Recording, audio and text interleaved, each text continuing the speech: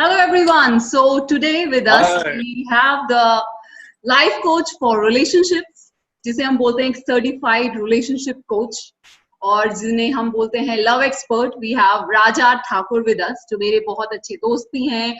वो पोइट भी हैं, स्टोरी टेलर भी हैं, स्क्रिप्ट राइटर भी हैं, और वो बहुत सारी चीजें करते हैं. तो आज हम इनके साथ जो है ना कुछ चीजें इनसे पूछेंगे कि जो ये बहुत सारे मेटाफर्स लिखते हैं अबाउट रोमांस, और लोग पागल रहते हैं इनकी जो शायरी ये लिखते हैं, खासतौर से इश्क और मोहब्बत के बारे में जो ये लिखते हैं.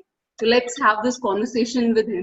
तो सबसे पहले आई वांट टू नो राजा कि हम लोगों को सबसे कहाँ से हैं, और आपके बचपन में ये शौक आपको कब से आया था? ओके, तो सबसे पहले thank you so much Faizi, इतनी सारी तारीफ के लिए और डिजर्व इट. दूसरा thank you so much again. बाकी जैसा आपने पूछा कि ये सारी चीजें कैसे शुरू हुई और ये सब मैं कहाँ से हूँ या फिर ये मैंने कैसे शुरू किया सारा, तो इसके पीछे बड़ी एक दिलचस्प सी कहानी है. एक बार मेटाफोर की जैसे हम बात कर रहे हैं, तो मेटाफोर के बारे में ही एक छोटी सी चीज मैं बताऊंगा कि जब मैं बहुत छोटा था तो मेरे जो फादर हैं उनकी एक डायरी मुझे मिली. तो उसमें एक दो लाइंस लिखी हुई थी जो थी कि अब इत्र भी मलो तो मोहब्बत की बू नहीं, वो दिन हवा हुए जब पसीना गुलाब था. तो मुझे लगा कि यार कोई इंसान किस तरीके से दो लाइंस में एक पूरे जज्बात को, एक सिचुएशन को, और देखा जाए तो एक लाइफ को किस तरीके से लिख देता है.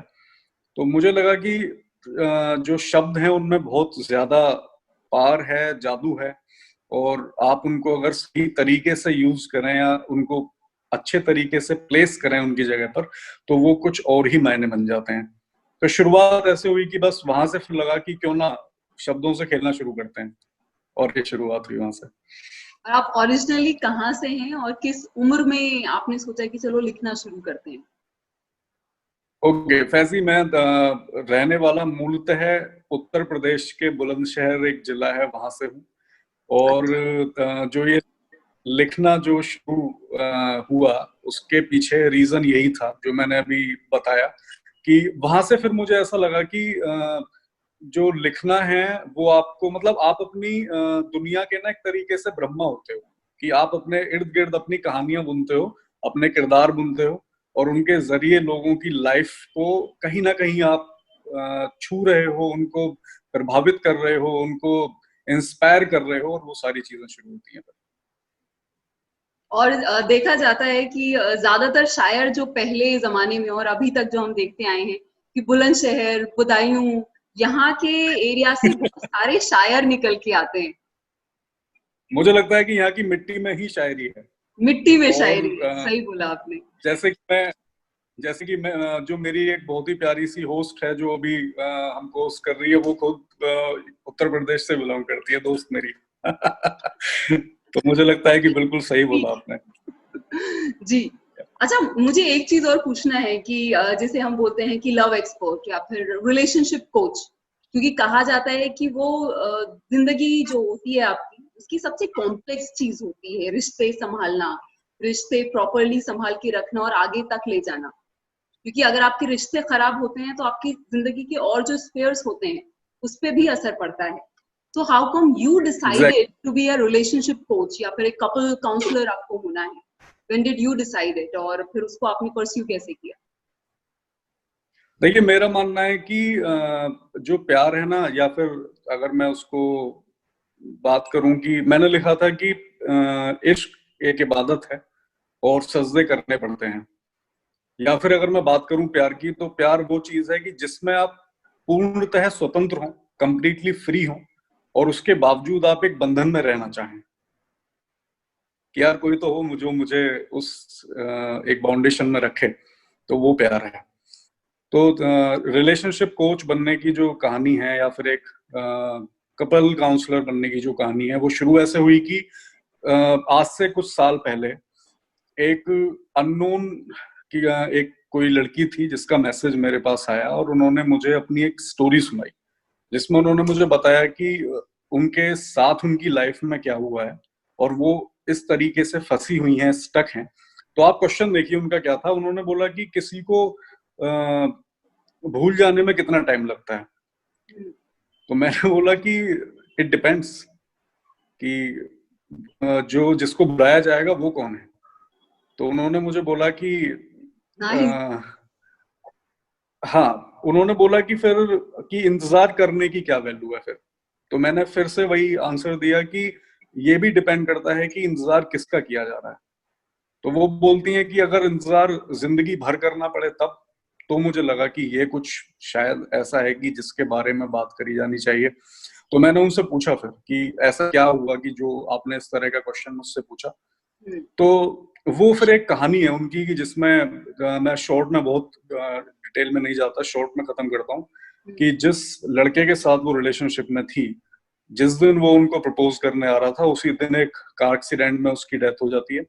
और वो जो एक जो मतलब एक कपल जब मिलने वाला था अपनी लाइफ के बारे में, जब वो डिसीजन लेने वाले थे, वहां पर वो चीज रह जाती है।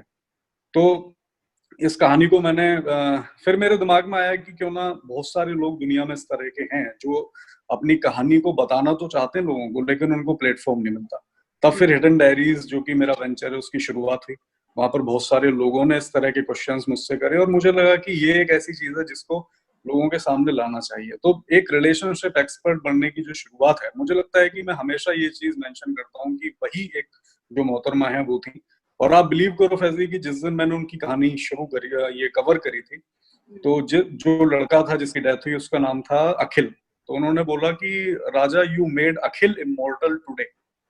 तो मुझे लगता है कि हाउ ब्यूटीफुल। और मुझे अब याद आ रहा है, ये कहानी मैंने सुनी है आपसे। हम लोग एक इवेंट में मिले थे, तब आपने ये पूरे म्यूजिक के साथ जो है कहानी बयां की थी। Beautiful story.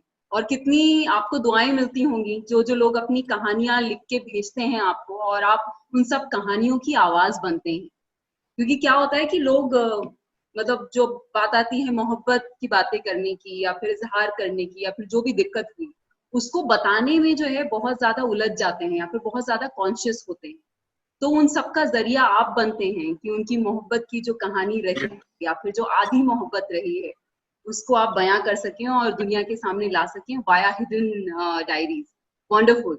And by the way, ये एक ऐप भी है। अगर आप लोगों की कुछ कहानियां हैं, then you can send it to Raja, and Raja उसको बहुत खूबसूरती से बयां करेंगे। तो राजा, अब मुझे ये मालूम करना है कि जैसे आप इंजीनियर भी रहे हैं, जो काफी सारे लोगों की कहानी होती है कि हम लोग पहले इंजीनियर बनते हैं, उसके बाद हम सोचते हैं कि अब क्या करना है। तो ये मुझे लगता है कि सारे बहुत बड़ा मेटाफर है। एग्जैक्टली। तो I would like to know कि आपकी जिंदगी का क्या मेटाफर रहा है। जब आप अपनी जिंदगी थोड़ा सा पलट के देखते हैं तो उसमें आपको सबसे बड़ा मेटाफर क्या दिखता है? देखिए, अगर मैं अपनी लाइफ के मेटाफर के बारे में बात करूं तो सबसे पहले मैं एक चीज, जो ये सारे लोग देख रहे हैं इस सेशन को, उनको मैं एक चीज बताना चाह रहा हूं कि सबसे पहले हमको पता होना चाहिए कि मेटाफर है क्या। कि अगर हम जिस चीज के बारे में बात कर रहे हैं, तो एक मैं आपको बताऊं, और मैं इसके बारे में थोड़ा सा ही बोलूंगा, फैजी इसमें एक्सपर्ट हैं तो वो आपको और अच्छी तरीके से इसको बताएंगी। तो मेटाफर का मतलब मेरे हिसाब से है कि जो मैंने पढ़ा भी और जो मैंने आज तक जाना है, कि आप किसी की तुलना किसी से इस तरीके से कर दें कि वो दोनों एक हो जाएं। राइट, मतलब रूपक। जैसे कि अगर मैं पुराने कहीं से चीज उठा लूं, मुझे लगता है कि हिंदुस्तान में बहुत ज्यादा कॉमन यूज किया जाता है कि पायो जी मैंने राम रतन धन पायो। तो राम की जो तुलना है वो धन से कर दी गई, और दोनों को बिल्कुल दिखाया गया कि अब अगर राम मिल गए हैं तो धन की जरूरत नहीं है, धन मिल गया है तो राम की जरूरत नहीं है कुछ लोगों के लिए। तो वो वाली सिचुएशन क्रिएट हो जाती है। तो रूपक इसको हम बोल सकते हैं हिंदी में। तो अगर मेरी लाइफ में मैं बात कहूं कि ऐसी कौन सी चीज रही जिसने जो मेरे लिए मेटाफर बनी, तो मुझे लगता है कि वो सबसे ज्यादा मुझे जो टच किया वो प्योरिटी ने टच किया। मतलब जो एक लोगों के प्यार में या फिर किसी भी रिलेशनशिप में, बेशक वो किसी का भी हो, एक माँ बेटे का हो सकता है, एक भाई बहन का हो सकता है, कपल का हो सकता है। तो वो मुझसे डायरेक्ट क्या कहते हैं कनेक्टेड नहीं है, लेकिन मेरी लाइफ में इस चीज को शुरू करने का जो एक मेटाफर हम उसको बोलें, अगर मैं दोनों की तुलना कर दूं, मेरी राइटिंग की और प्योरिटी की, तो मुझे लगता है कि वो कहीं ना कहीं एक रोल प्ले कर गया, कि जिसमें मुझे लगता है कि प्यार को उस प्योरिटी के साथ दिखा दो कि जिसमें लोगों को लगे कि यार यही तो होना चाहिए, फिर क्या ही जरूरत है जंग की या झगड़ की। How lovely. अच्छा, जब हम लिटरेचर की बात करते हैं तो आप जितने भी प्लेज ले लीजिए जो बहुत रोमांटिक थीम्स पर हैं, तो उसमें बहुत सारे मेटाफर्स इस्तेमाल किए गए हैं। भले ही आप श्री फराद की कहानी ले लीजिए या फिर आप रोमियो जूलियट की कहानी ले लीजिए, उसमें जो सोनेट 18 है जिसमें रोमियो जो है जूलियट की जो खूबसूरती है उसको समर्स के साथ कंपेयर करता है। तो मैं ये जानना चाहती हूँ कि राजा ने कितनी बार जब मोहब्बत की बात की है, एक रोमांस की बात की है, तो कितनी बार मेटाफर इस्तेमाल किया है, and if you could share some examples with that, कि हमारे व्यूअर्स बहुत पसंद करते मुझे हैं। मुझे लगता है कि लगभग हर बार, क्योंकि अगर मैं प्यार में मेटाफर की बात करूं तो ये इतना ज्यादा वाइड है कि मुझे नहीं लगता कि कोई भी राइटर हुआ हो और उसने अपनी प्रेमिका, अपनी पत्नी, अपनी माशूका की तुलना चांद से ना करी हो, क्योंकि दिक्कतें हो जाती हैं फिर वो, अगर आप उनकी तुलना चांद से ना करो तो वो चांद पे चढ़ जाती हैं फिर कि क्यों नहीं करी तो यूपी वाली ये लैंग्वेज स्लैंग, सॉरी। तो अगर मैं इसके बारे में बात करूं तो हाँ, मैंने अभी जल्दी में ही एक लिखा कि जैसे इसमें आप देखिए कि मैं 4 लाइन ही इसकी सुनाता हूँ कि मांग सजाई उसकी तारों ने, चांद बना उसकी बिंदिया, एक नदी बन गई थी पायल, रात बनी काजल डिबिया, वाह। किरणें लिपट जिस्म से, शुक्रिया, किरणें लिपट गई जिस्म से, खुद को बना लिया साड़ी, एक अप्सरा सी लगती थी वो कोमल कुसुम सी नारी। तो इसमें आप देखो कि शुरुआत की जो 4-5 लाइन है उसमें हर बार एक तुलना करी गई है कि जैसे कि चांद उसकी बिंदी बना, उसके पायल जो है एक नदी का उसमें कहीं ना कहीं दिखाया गया है। तो मुझे लगता है कि जब आप श्रृंगार लिखने बैठते हैं या फिर जब आप किसी भी फॉर्मेट को और ज्यादा उसका ब्यूटिफिकेशन करते हैं, उसको परफेक्शन देते हैं, तो आपको जरूरत होती ही है मेटाफर्स की। तभी आप उसमें वो खूबसूरती डाल पाएंगे जिससे कि वो लोगों को टच करे और सबसे पहले आपके दिल को खुद वो कहीं ना कहीं छुए। True true. और आप मेटाफर्स का इस्तेमाल कितने सालों से कर रहे हैं? मुझे लगता है कि शायद जब से लिखना शुरू किया तब से ही। जैसे कि अगर मैं बात करूं एक छोटे से इसमें भी अगर मैं एग्जांपल लूं अपनी एक पुरानी रचना का, तो वो था कि सब रिश्ते नाते मैं तोड़ आया हूँ, उस दरिया को मैं मोड़ आया हूँ, तेरी चाहत के वो नजराने तेरी चौखट पे ही छोड़ आया हूँ। तो इसमें कहीं ना कहीं जो चाहत के नजराने हैं या फिर दरिया को मोड़ देने वाली बात है, तो वो कहीं ना कहीं एक जो भावना है या फिर जो उसके इमोशंस हैं उनको वो बिलोंग करता है। उन एक्सप्रेशंस को जिस तरीके से जो है वो बयां किया गया है उस चीज को बहुत डीप बना देता है। क्योंकि कई बार ऐसा डीप बना माना देता गया है कि कई बार जो है यलगार हो रहा है या फिर कुछ बहुत बड़ी लड़ाई हो गई और आपने कुछ मेटाफर का इस्तेमाल कर दिया है और आपकी जो लड़ाई है वो वहीं पे रुक गई है। तो ऐसी है। बहुत सारी हाँ, चीजें। आपको मैं एक एग्जांपल और दे सकता हूँ इसका। अभी एक पुराने कवि हुए जिनका नाम है बिहारी। तो वो जी हिंदी में हमेशा पढ़ाए गए, उत्तर प्रदेश में तो खासकर उनको पढ़ाया ही जाता है 10वीं तक। जी। और तो उनको उनका एक बड़ा, जी जी, तो उनके दोहे जो थे उसमें से एक दोहे की दूसरी लाइन मुझे याद आ रही है कि कोई जो राजा है वो युद्ध के मैदान में गया है और उसकी नई नई शादी हुई, तो अपनी पत्नी जो है उसके प्यार में फंसा हुआ है, राजा लड़ नहीं रहा है। तो उन्होंने दूसरी लाइन में लिखा है कि अली कली ही सो बंधो, आगे कौन हवाल। कि जब अली जो है, मतलब अली जो है हिंदी में बोला जाता है भ्रमर को, जो भौरा है, और कली अच्छा। बोला जाता है जो जब जब फूल खिलता है तो उससे पहले की जिस उसकी कंडीशन होती है वो कली होती है। तो वो कहते हैं कि जब भौरा जो है वही कली में फंस गया है तो अब आगे क्या ही होगा। तो आप देखिए कि मेटाफोर का जो इस्तेमाल है वो किस तरीके से है कि राजा की जो तुलना है वो एक भौरे से कर दी गई और जो रानी है उसकी तुलना कली से कर दी गई, और युद्ध में ये दिखा दिया गया कि यार युद्ध कैसे जीतेंगे जब दोनों ही, मतलब राजा ही जो है वो फंसा हुआ है बेचारा। और तो इस तरीके से पुराने जो राइटर्स हैं वो करते हैं ये सारा काम। और किस कदर खूबसूरत तरीके से जो है इस चीज को पूरा बयां किया गया है। अच्छा, मुझे एक चीज और पूछनी है कि पूरे लॉकडाउन में आई बिलीव आप बहुत ज्यादा जो है ऑक्यूपाइड रहे होंगे, क्योंकि आपके वन ऑन वन सेशंस चल रहे होंगे when it comes to relationships, अभी उसमें बहुत दिक्कतें आ रही हैं। तो are you using metaphors when it comes to coaching your clients in terms of relationship? हाँ बिल्कुल बिल्कुल, ये दरअसल देखो, जैसे मैंने सेशन के शुरू में भी फैजी बोला कि आप अपनी लाइफ में जब लव एक्सपर्ट बनते हो या फिर आप इस तरीके की प्रॉब्लम सॉल्व कर, एग्जाम्पल किसी भी चीज को मतलब सामने आया है तो उसको आप है और उनको बताना पड़ता है। जैसे कि अगर मैं बात करूं, एक शख्स हैं जिन्होंने मुझे एक इस के ही रिगार्डिंग मुझे रीच आउट किया और उन्होंने मुझे बोला कि उनके रिलेशनशिप में जो परेशानी है वो इसलिए चल रही है क्योंकि वो अपनी एक आदत से बहुत परेशान है, जो उनकी लेट नाइट घर आने वाली आदत है। मैरिड है वो, और उन्होंने बताया कि वो ड्रिंक काफी ज्यादा करने लग गए हैं, तो रिलेशनशिप पर काफी ज्यादा इम्पैक्ट हो रहा है उनके। तो एक मेरी कहानी है तोहफा ईद का, तो जिसमें जो मेन कैरेक्टर हैं वो सिगरेट की अपनी लत की वजह से अपनी जो उनकी लाइफ में जो गर्लफ्रेंड होती हैं, जो माशूका होती हैं, उनको छोड़ देते हैं। तो मैंने उनको एग्जांपल दिया उनका कि देखिए, अगर आप अपनी लाइफ में कुछ हासिल करना चाहते हैं तो कॉम्प्रोमाइज आपको प्यार में तो करना पड़ेगा, और कहीं भी अगर ना करें। उस कहानी का इम्पैक्ट उनके ऊपर इतना है कि उन्होंने धीरे धीरे अपनी जो सब चीजें हैं वो कम करनी शुरू करी हैं और अभी वो पहले से बेहतर स्थिति में है। Very nice. And by the way, Tofa Eid Ka is one of my favorite stories as well. I believe मैंने ये थैंक यू last year सुनी थी. Wonderful, wonderful. जी।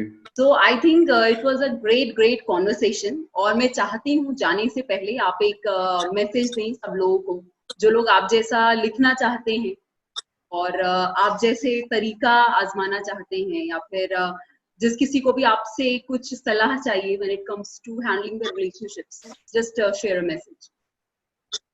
ओके, सबसे पहले फैजी एक क्वेश्चन मेरी तरफ से है, उसको बताने से पहले आपकी ये जो अभी वर्कशॉप होने वाली है उसके बारे में थोड़ा सा मुझे बताइए, क्योंकि मुझे ज्वाइन करनी है अपने अच्छे एक्सपीरियंस के लिए, और मैं हमेशा ये मानता हूँ कि फैजी जब कोई भी वर्कशॉप या कुछ भी करती है तो वो सीखने लायक होती है। मैं खुद कई बार आपको ज्वाइन कर भी चुका हूँ, तो एक बार प्लीज आप जल्दी से वो एक बताइए जो ये लोग सुनेंगे इसको, कि वो है क्या और वो मतलब उसका क्या मोटिव क्या है।